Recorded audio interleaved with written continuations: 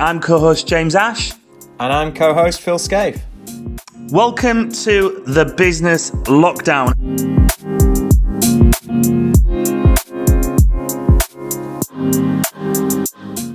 Welcome on today's show, Hayley Sylvester. Hayley joins us from Quickline, new business director. Quickline are a wireless broadband internet service provider based in East Yorkshire and grown from strength to strength over the years, which we'll certainly be tapping into and getting an understanding about. But Hayley and I, we had Dean Booty on. We've got Dean Booty coming on the show soon.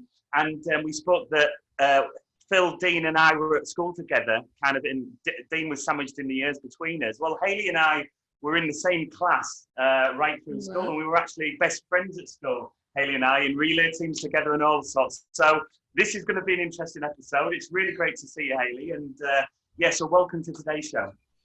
Thanks for having me. Yeah, welcome to the show, Hayley. Thank you. So often we'll look back at how you got into business in the sector that you're in. But before we do that, new business director. Okay, so being a new business director, how has there been any new business in under these current times since COVID hit? How has COVID-19 impacted on Quickline?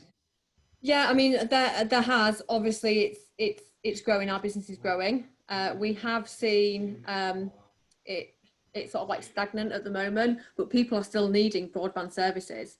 There are still businesses that are actually upscaling purely because they've got a lot of home workers. They need more upload speed because of people being at home trying to VPN in. So we have seen lots of businesses ringing up for upgrades. And businesses asking for new services because they're working from home and they haven't got the broadband speeds at home because they've normally been at work and they've not been able, not using Zoom and Google Meet Me and Microsoft Teams. So they just haven't got the upload to have video content. I suppose you've done a lot of calls, but the video just cuts out constantly. Mm-hmm. And I know that Phil's sort of like from this sector or is familiar with this sector, that when it sort of like pixelates or you get the wheel of doom, wheel of doom, because if you upload, you're uploading videos and you're downloading at the same time. So it's really important for broadband. So even though we're growing as a business, it has been challenging times, as you can appreciate. We took a bit of a hit actually, sort of earlier on in the year when COVID hit, sort of like March time, because we deal a lot with the leisure industry. So as you can imagine, that whole sector just went to the wall. So, being sort of like a flexible provider, what we did was we said we don't have to pay. They don't have to pay for their services. Sorry, can you hear that in the background? We can hear that. Yeah, that's we love it. Like this is right. Okay. So what's happening is it's home learning. Yeah. And it's after lunch, and it's just challenging because they've done some this morning, which starts off really well, and then this is what happens. Obviously, my husband is trying to work as well, and again, he's on conference calls, and they're supposed to be working, but yeah. How old are your children? They are 5 and 7. 5 and 7, yeah. They started school in September, and he's a boy, and he's a mummy's boy, and he I think he's found it difficult to transition anyway to go to school. So this has really hit him hard, I would say. Yeah. He's now been at home for 3 months, and he started back last Monday, 2 days a week, just Monday and Tuesday, with his reception, and screaming through the playground. Yeah. Mommy, Daddy. Yeah. So we've had that to contend with, but it's like get through that door. Go on, get through the gate. We've only got one child to educate, but she's desperate to go back. My daughter is desperate to go back to school, so she's completely different. Like he just wants to build Lego all day. Whereas she's, quite sort of academic and switched on and wants to learn and is a people pleaser. So she's wanting to go back to school, but she's in year 2 and there's no chance until September. Yeah. For that. Yeah. Phil, are your two out of, well, Phil's got 3 20-month-year-old, but the 2 boys are in school, and How do Opie and Cooper, are they both wanting to stay at home, both eager to go back, or is there a difference? Yeah, so we're very similar in that we've got a 10-year-old and a 6-year-old, Cooper and Oakley, and then little Clover, who's actually 2 in 2 days' time. Oh. And Oakley, the 6-year-old, he's gone back today for the first time in however many months, and he's year 1, and he's confident, and he's confident enough to sort of like be able to cope. But you could see some anxiety coming out, especially as we got closer and closer. And interestingly enough, the fact that he could see that his class size is so much smaller, because only 40-50% of parents are actually returning children to school. A lot are still keeping them off. So I think that also added to it, that it's obviously it's absolutely nothing like his perception of what it was previously. But my older one, Cooper, he's very keen to get back to school. He loves the structure of school. He loves the timetable, the rules. He loves that's how he functions, and also the social aspect of it as well. So he starts next week. So we've got a year 1 and a year 6. So we actually hit the two years outside of foundation. Of course. So yeah, but it's such a snapshot of what life is like right now. This is why it's sort of like really worth talking about, because we've got workplaces and we've got children. We've got husbands and wives. We've got everyone in the same space, just trying to fight for their bit. To get through it. Yeah. You know what I mean? It's literally a battle every day, and it's because you've been with them all day. And I mean, I know they're your children and you love them and whatever else, but I mean, if I thought about it, if this was the norm for everybody, you know, the question is, would have I had children? You know? if this was it, no, I'm being deadly serious. Yeah. No, you're right. Like, if this was normal, you know, but if this was normal, then, you know, you'd have a different perception of like everything. Life would be different if this was normal. But honestly, it's just a challenge every single day, even to the point where, like, I would enjoy coming home from work. I would enjoy picking them up from after school club. I'd maybe treat them. Do you know, like, I'd maybe take them. I'm not going to cook tonight. We're going to get takeaway. You know, or everything's like a chore now.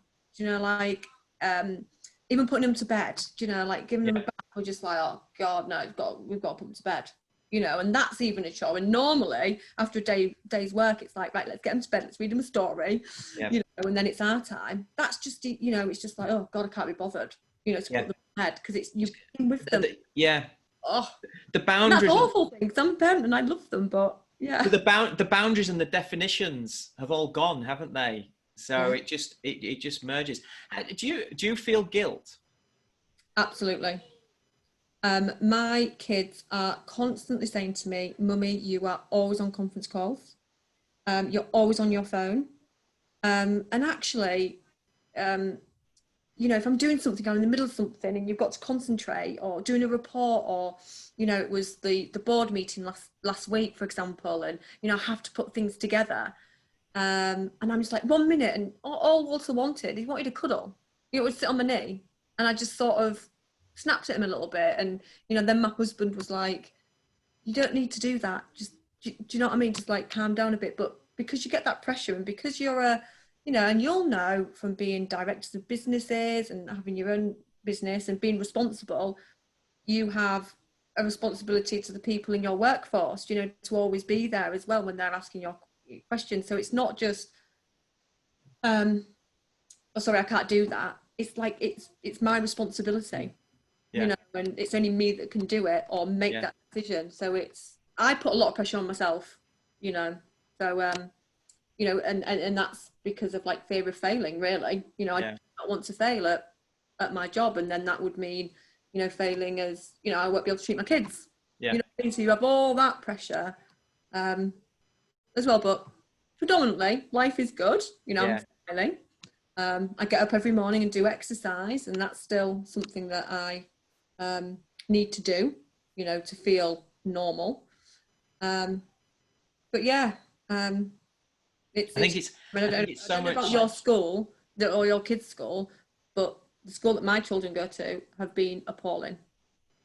Like it's really, really bad.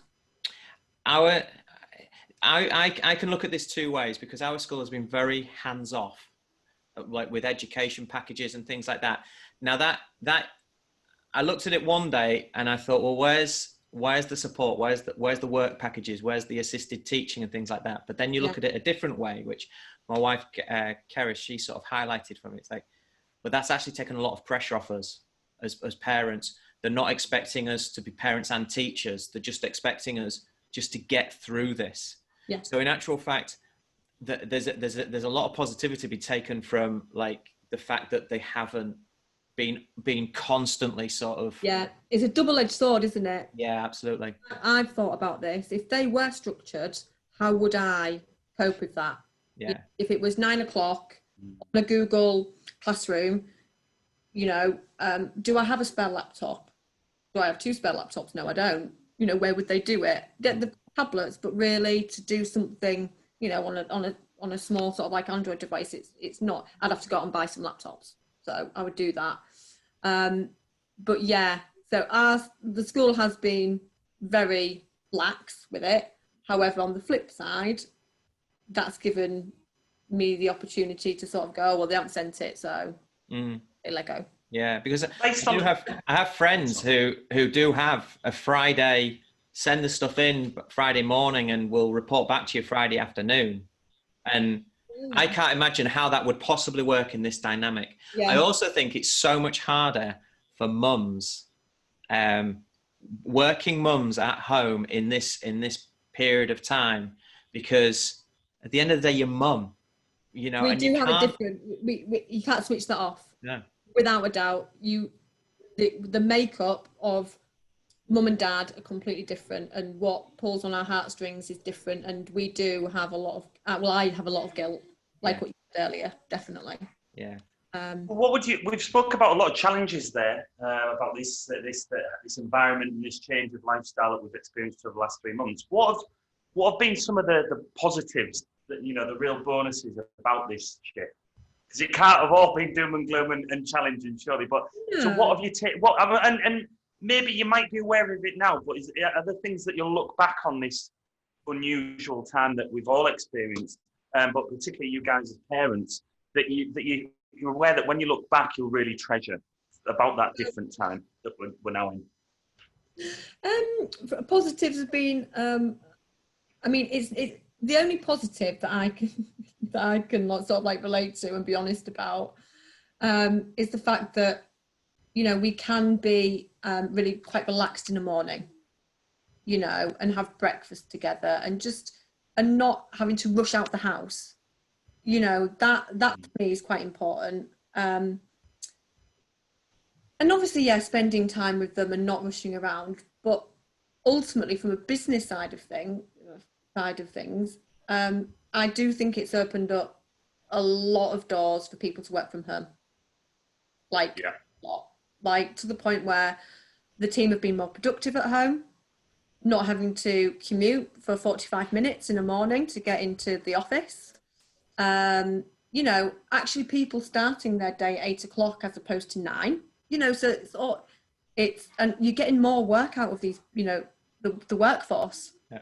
The people who are office based that now have to work from home, if they can work from home, there's a lot more work being done, and much more productivity, and people are happier. So, you know, that is a positive. That. I work from home People anyway. Are happier. So they are happier. Yeah. If I could get the kids back to school, and, you know, it wouldn't be a case of, so my kids go to after school club 2 or 3 days a week. And that's because sometimes I will be working at home, but, you know, in my mindset, I'm at work, so I will go and collect them after 5 o'clock. But actually, could I save myself sort of £300 a month, you know, realistically, nip out at 3:20, run around the corner, get them, and be back here for 10 to 4, so half an hour out of my day, they would be a lot happier as well. They would be much happier coming home, seeing me, being in their own environment, and me having to work for another hour and a half, let's just say, till 5:30 or something. They would be a lot happier. And that would make, you know, what I do as a job more rewarding, and because I've got flexible working. So it all adds together. And I mean, even I have daily calls with the team, and they're saying to me, I'd like to work from home after this is over and everyone's back in the office. I'd like to work from home. And is that the case for most or all staff? And is because we've asked friends outside of the show, also a lot of guests, in terms of like a split. We recently asked our team as well what they would prefer coming out of this and back into a new normal. And is there a split? And what's been the general consensus with your team? Yeah, there definitely is a split. I think the people who are on the phones and who are talking to customers, being like proactive, prefer to be at home. So like salespeople, they can walk around with a headset if they want, they can do whatever. Some people, when they're talking, selling, like to get up and walk around. That's their thing. And 9 times out of 10 in the office, they're sat at the desk permanently. So, they can go outside if it's a nice day, they can make a call. And so the proactive staff, the sales staff, without a doubt, work better at home and they want to work from home. The people that are sort of like on the engineering side, they need to collaborate in the office. They need to bounce off each other. So I can. And is that 100% of the time, or would you think there could be a split? I think there's a split. I think there's going to be more and more home working. I think it'll be a 50-50 split. I know that me personally, I will work from home sort of 50% of the time. 25% of the time will be out seeing customers, and then 25% will be in the office, and that will be generally for meetings and collaboration and board meetings and things like that. But I will do majority of my work from home. So this sounds like there's going to be a real shift in culture coming out of this because of COVID-19. And how much does that surprise you compared to where the company culture was before going into the COVID-19 phase? It was pretty flexible anyway. Okay. We are a communications company. We have the facilities to work from home. Everything's hosted. None of our applications are, sat in the office, on a server. They're all in the cloud, hosted telephone system. So I can make phone calls, like I'm in the office, but I'm sat on my mobile. So in that sense, it was really easy to react to that. It was just like, shut your laptop, go and work from home. There wasn't any, I can't do this or I can't do that. We had all this set up anyway. So we work off Google, and so we Google Meet Me. That's what we use permanently. Yes, we use Zoom as well. We can use all sorts of platforms, but that's one that we've chosen as a business for internal. It doesn't surprise me at all, to be honest. We've reacted to it really, really well. And I think majority of companies probably have as well. They might have had to, talk to Microsoft 365 or their supplier and say, can you put Teams on? Can we have that license for Teams because we need to use it? But lots of people have it's just an application, isn't it? Skype, Zoom, it's dead easy to do. I think, obviously in a positive to take out of COVID-19, I do think that hopefully, fingers crossed, the road's going to be a lot quieter. The carbon footprint is going to come down, and, people are going to have happier lives after it, because they have that flexibility. Yeah. Hopefully. Quickline has always worked with the rural communities as well, hasn't it? It's a heritage almost of the company to connect to. Yeah, so Quickline started back in 2007 by a gentleman called Steve Jagger. Steve Jagger, wasn't he on the roof of Hull's Hospital, Hull Royal Infirmary? Probably back in the day. It was immensely bad weather, and he was up there, and he had this massive light bulb moment of creating this company, and then he got all of this equipment in from Eastern Europe, and created Quickline. I mean, I remember sat with him. And yeah, I mean, it's that he actually bought a network in Scunthorpe, a mini sort of like network that he, you know, probably like a light bulb moment. Is very entrepreneurial, is Steve, and I think the basis of him sort of buying into that business or buying that business was for his own sort of for him really, because he lived in a rural community. So he lives in a rural village in East Yorkshire that is surrounded by trees, and it literally in the middle of a field, if you like. And he had really poor internet. Now, if you're not on Quickline in this village in East Yorkshire, you will get less than 2 megabits per second. So it's still like that now. And he started it in 2007. Yeah. So the traditional operators, you know, are just not providing the much needed bandwidth to these rural communities. So Steve, you know, bought this network in Scunthorpe and then literally organically just grew it. And it was him really, you know, in a van, doing installations and doing the sales, you know. And then what happened, he brought a technical person on and then a salesperson. And over the years, you know, it's just grown and grown and grown. And it's grown through organic growth. So where there's demand, we will build something. Or alternatively, grown through acquisitions and mergers. So with smaller WISPs, we call them WISP, wireless internet service providers, they get to a certain point, they get to around about 900 to 1,000 customers. And then it's taking that and you've got to make the next step. And to make that next step, you've got to inject the network with, you know, big fiber, you know, backhaul, and inject it into certain points of the network. And at that point, you either you take that and run with it, or if you don't, and you don't elevate the sales and get those customers on board, you sort of like fail. So at the time, I remember sort of, you know, 5-6 years ago, we bought a couple in Lincolnshire, Linpop, AB Internet, and these companies were all going to go to the wall because they've overstretched themselves. So we came along and, you know, bought the customer base, but then also made that network better as well, injected it where it needed to be. And that's how we've grown it. And we got significant investment last August from Harwood Capital, £7 million. So we've got money, you know, sat there ready to build these areas. You know, North Yorkshire, for example, really, you know, the terrain in North Yorkshire is significant. BT haven't even made a dent in providing super fast broadband. I mean, I was in North Yorkshire last Thursday at, I don't know if you've ever been to Forbidden Corner. You might have been, Phil. I know of it.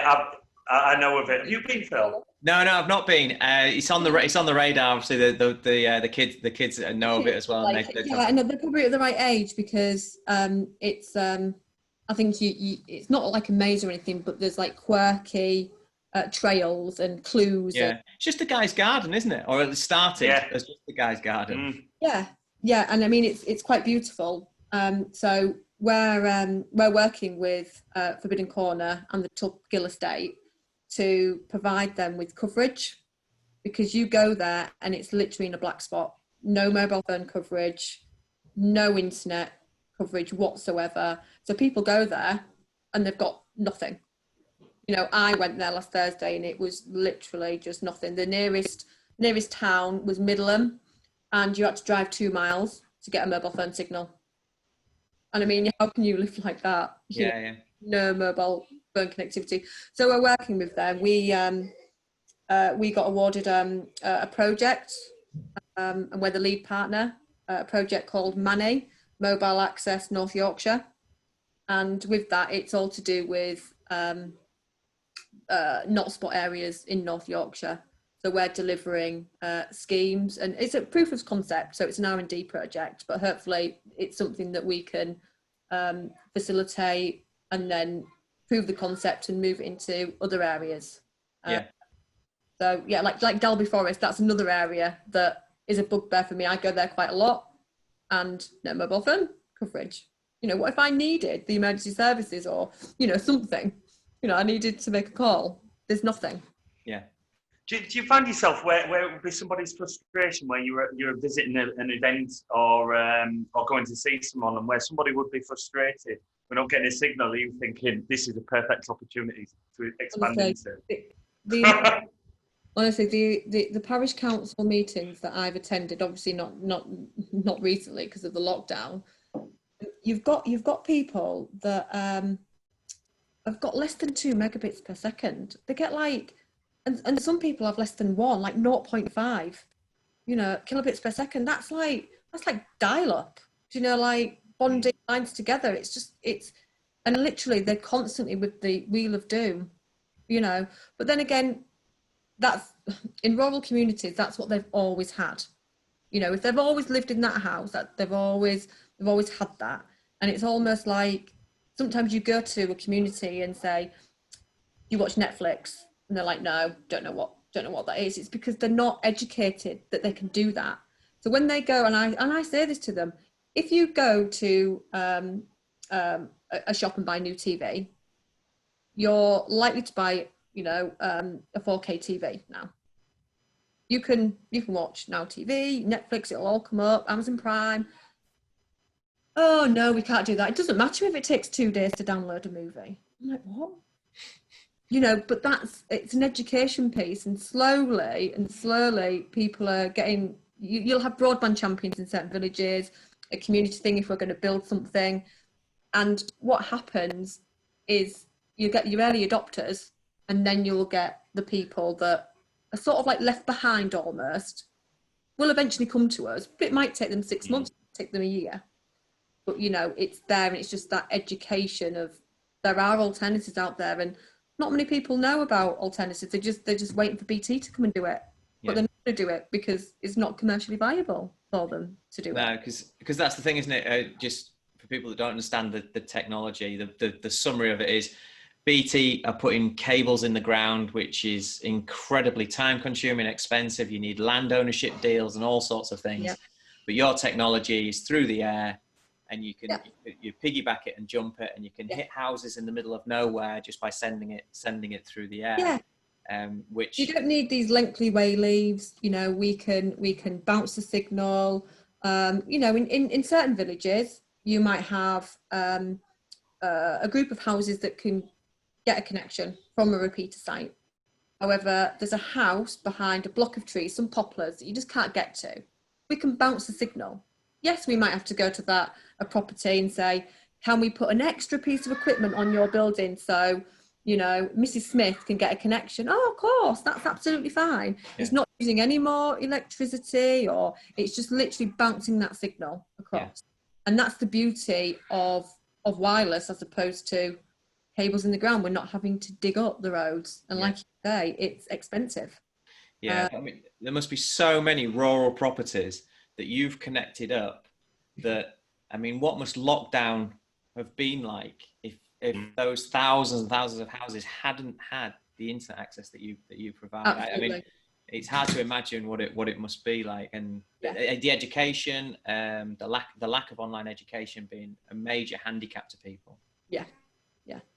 No, before we press the record button, you guys, we were all chatting a little bit, and I learned something new about you, Phil. So you and Hayley mentioned that as when we started recording as well, that you have some background in this area. That's why Phil knows about it. Yeah. Yeah. What was that journey? What happened there? Where did that come about? So that was it was quite a few years ago now. It was a previous project. There was 3 of us involved in creating a broadband provider in a very similar way, but a much smaller way to Quickline. Same technology, just providing it to Beverley, to our local area, because for anyone outside the area, Kingston Communications pretty much own all the fibre, all the connection and everything, and so you've only got one provider you can go to. So really it was to offer choice, and also we spotted that people didn't want to be forced into having a landline and a broadband because we were all using mobile phones. So the idea was that we could come in and just say, well, you could get rid of all of that and just have a broadband subscription. And so again, it increased the quality in certain areas where the original provider wasn't up to like the highest speeds. But it's got so many moving parts as a business model with regards to, like Hayley, like you've just said, like land ownership deals and property deals and signing up the customers, and you've got technology which is constantly advancing. And I'm sure you've seen over these past 3 months a spike in consumption, which you've got to try and cope with, and you've got to try and build into your systems because no one can predict it. But we used to always say, I said this before the show, but our experience with our customer experience was that if someone was to turn off the broadband and the water at someone's house, the first phone call the homeowner would make would be to the broadband company, not to the water company. And well, your customer relations is an incredibly tricky path in broadband. It's really demanding. I mean, I get, if someone gets hold of my mobile number, a customer, a residential customer, and if they have any issues, and you'll know some of the issues will be they've rebooted their router for some reason, and it's all the settings. It's user error normally. 9 times out of 10, it's down to the customer's internal network. They live in a really big house. They've got big stone walls, and they're trying to use the internet in the furthest away, room that can't travel. So they need repeaters. So it's their own internal. So it is challenging as a business, and I would hate to be on support because I wouldn't have the patience. I'd just be like, it's your network, because we can see to that router. You get 2 megabits per second, So The other one that people don't appreciate is that you've got your internal setup, and you're maybe trying to download from a satellite website, but you don't know what those servers are like or their speeds are. So and you can only control. It's the same with anything, isn't it? You can only control so much, and so you can only be responsible for so many items. It is challenging. But it's fun as well because, we're building, or we've built, a big fibre backbone across our network, and I'm talking like a few years ago, 5 years ago, we were talking about gigabit, oh my God, gigabit, that'll be enough. Now we're talking about sort of like dark fibre now. We're having to put dark fibre in and light it at whatever equipment at the end of it. I'm not saying a terabit, but 100 gig, because peaking traffic at 9 o'clock or 7 o'clock onwards really now is, peaking Netflix. Netflix is the main one, and you can see that, and it's grown over 50% over the last sort of like 12 months because, the programs, the shows, the adverts, everyone's wanting a slice of that, aren't they? Yeah. And the price point is £6 or £7 a month, so it's affordable. Mm-hmm. So traffic on Netflix has just gone crazy. Yeah. But yeah, also I just wanted to point, because I know that you've got to go and do the school run. Have you got like 10 minutes? Can't have him waiting in the rain on his first day back. No, you can't. No. It's not just residential customers. I know that we spoke about that earlier about business customers. And we don't just provide wireless. Even though someone might come to us for diversity, they might have, a fibre circuit, but actually they want diversity. So they want wireless as well. So if that fibre got dug up or it got flooded, the chamber got flooded, they've got another way out. So we deal with a lot of sort of like blue chip companies with that solution. We provide wireless for them, and it can be dedicated. It can be up to 10 gig now. So wireless, 10 gig links, like you've said, that the equipment is constantly evolving. Yeah. And we're seeing our infrastructure guys putting up 10 gig point-to-point circuits for customers now. Yeah. Which is incredible, really. You guys have got very techie. You two have got very techie. I'm sorry. There's no one that you can tell you guys have been in the industry. It's like you're learning something. I would honestly say that a regulated, an Ofcom license link, millimetre wave link, is as good as fibre in the ground. 99.9, 9%, unless it falls off. And you'll know that, Phil. A lot of people are a little bit sceptical, aren't they, about wireless? They're a bit like, oh, it's a bit flaky. What about? I think the problem is, and it's the same with many industries, but because it's a slightly alternative technology, is that one negative comment on social media is worth 20 positive comments on social media, and so it doesn't take much. And it's the same with any business model, really, or any shop retail space.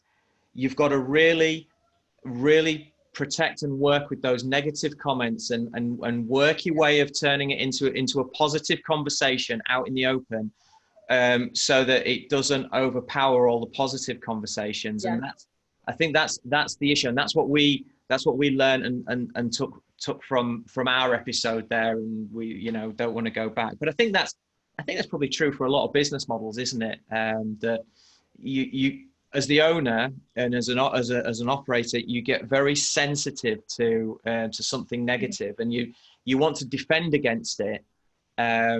Whereas really what you should do is just work with it and try and open up a healthy conversation, a healthy understanding. Yeah.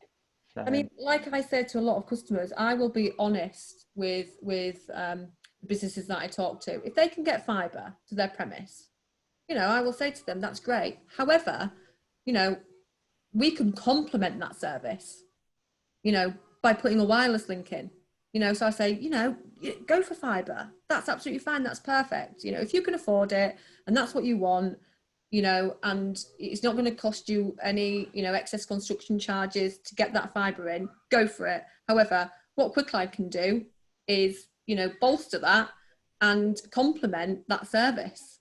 And that's what we've been quite strong at, especially in sort of like Hull and East Yorkshire, where we can do that on licensed links, and across our network we've done it. Doncaster, North Yorkshire, we've got lots of these links. Yeah. Well, we got back in touch. Well, we got back in touch from a working point. I saw Hayley and Steve on a photograph in one of the regional papers, and I was working as a marketing consultant with Vicky and the team at Bryce Manell, and I remember sat there going, "That's my mate." So I gave you a call, got you on board, and Bryce Manell have been doing a great job with your design and marketing. Since that, was that 3 years ago? Was that 3 years ago? I would say it's probably a little bit longer than 3 years, but I mean, wow. I spoke to Vicky this morning actually because I needed to run something past her. And I told her about I was coming on, and she was like, "Oh yeah, James has been trying to get me to come on here." And yeah, well, I think you're booked in, aren't you? Yeah, I'll keep on. She'll be on. Yeah, she'll be on soon for sure. Well, and before, we'll get Vicky on. Vicky Bryce will do amazing things, and there's loads of positive stuff there to talk about with her and a team and all the amazing work they've done over the years. But before we cut off, I'm going to give Phil a gift here, so because I'm surprised he hasn't tried to get in there before I've raised it. But he's a gift for you. So give some insight into what we were like at school here. It's like... I wrote that down as well. Did you? Do you know what? James was lovely. I did try and date. No. We're not having that. Didn't we? We tried to have a relationship, didn't we? It just didn't work. We were just better off at friends. But yeah, his hair was good though. The first time I met him, he had a skinhead with a fringe. Just like, and I remember thinking, it's not a good monastery.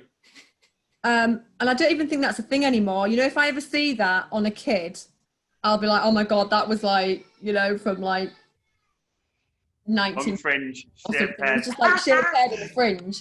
Do you remember? And you maybe for about a year. But no, James was quite cool. He never sort of always quite sort of like flighty, weren't you really? I don't know. He never had one particular group of friends. Do you know what I mean? He was friends with everybody. He was friends with the girls, he was friends with the bad lads, he was friends with the popular lads, but he was never in a group. Does that make sense? Probably a lot like me. Maybe we were misfits, James, because again, I was friends with the not very nice girl gang and the popular gang. But again, I had my own friends as outside school. You know, I don't think you. Why we connected because you didn't seem to conform for the sake of conforming. Yeah, and if that meant that a group would put you like ostracize you, you'd be fine with that because you're like, well, if that's the case, I'll do this anyway. Yeah. So yeah, very much so, very much so. We had some great times at Longcroft. And Phil, of course, as I mentioned, Phil was at Longcroft School as well. A few years before us. Yeah, we went back recently because Cooper, his eldest, was looking at the schools to go to in the new term. And we saw Mr. Baker, of course, and Mr. Baker was our first form tutor, and he was there when Phil was there. So that was really cool to go back with. Him being deputy head or even head teacher, you know, but I mean, obviously he's grown in confidence because I just remember, you know, that him being really shy and just really quite awkward. And he I think we were his first form, like his first form group, I believe, that he had. Before that, he was a PE teacher, and I think he was pretty early on in his career, like. But and then we come barging in, and I think James broke his confidence. We went back to FEO. We've had Jan and various members from Entrepreneurs Only, and so one of the proudest things I've ever experienced was to go back to a school that I struggled in. You know, teachers either loved me or hated me. It was if they engaged me or not. And of course, being now realise a kid with ADHD and struggling with the normal educational system. And so to go back and lead a team of entrepreneurs in a business day and tell a story in front of 200 pupils. Is that what you've diagnosed? Indeed. So, and it was like a light bulb. Yeah, 36 and a half light bulb. Did you just read it on Google? Did you just sort of like, oh, that's definitely... now she's giving me shit. She's been so good, hasn't she? Like, this is what you do. She gives you loads and then she'll just take it from under you. That's what Hayley does. Love it. Absolutely love it. But my point being, when we go back on that and all of that, and my first thing was the first with the photograph of me in year 7 with the fringe, with the Longcroft jumper, and making a joke saying, you know, because Mr. Baker's grey now and he wasn't back then, and owning up for being fully responsible for Mr. Baker turning grey. So yeah, that's indeed. But I mean, we had some amazing times at Longcroft, and it's just wonderful to have remained friends over the years ever since. Really, I think that says a lot, and yeah, it's great to see you being so successful, and clearly that's not going to stop. You know, that's just gonna keep on going in the path that you. But yeah, there we go. Fingers crossed. Well, before we say goodbye, Hayley, where can people find you? So they can ring telephone number 1482 247 365. I'm contactable directly at hayley@quickline.co.uk. We also have Twitter and Facebook. It's just Quickline UK for both. Okay. And the website is quickline.co.uk? Yeah, quickline.co.uk. Awesome. Well, thank you for your time today. It's been a lot of fun. I think it's probably a good thing we're about to cut it because you were just, as your shoulders went back and you were ready to go. I was ready to go, wasn't I? I was like, right. I'm a bit relieved now we're drawing it to a close, but it's so good to see you and as always to catch up, and I'm sure we'll have you on in the future. Thank you. Oh, thanks, guys. No, thanks for your time. Good luck with that homeschooling. Thanks. Cheers. Bye-bye. Bye-bye.